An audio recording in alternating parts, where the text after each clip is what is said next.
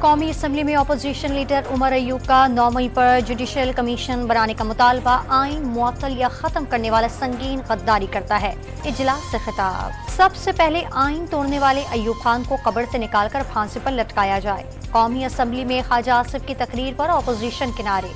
वज़ीर दिफा ने अल्फाज वापस लेने के लिए साहनिया 9 मई पर मुआफ़ी मांगने की शर्त लगा दी। तालबात की मंजूरी के बावजूद आज़ाद कश्मीर एक्शन कमेटी मार्च की मुजफ्फराबाद आमद। मुश्तल अफराद के पथराव पर पुलिस की शेलिंग और लाठीचार्ज।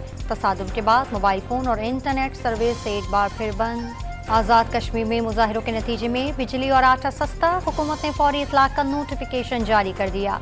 नोटिफिकेशन में अब हाम है, गौर करके जवाब दिया जाएगा। एक्शन कमेटी का मौक़िफ़। आज़ाद कश्मीर में ये सब बहुत पहले से चल रहा था। मामलात पर बहुत पहले तवज्जो देने की ज़रूरत थी। लीगी रहनुमा राना सनाउल्लाह का एतराफ़। 1-2 रोज़ में मामला हल होने की उम्मीद का इजहार।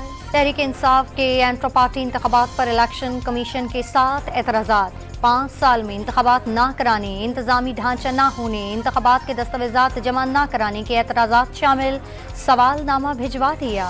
नाथन पोर्ट की सरबराही में IMF मिशन की वज़ीर ख़जाना मोहम्मद औरंगज़ेब से मुलाकात। वज़ीर ख़जाना ने पाकिस्तान के मज़बूत मौशी अशारिये के बारे में आगाह किया।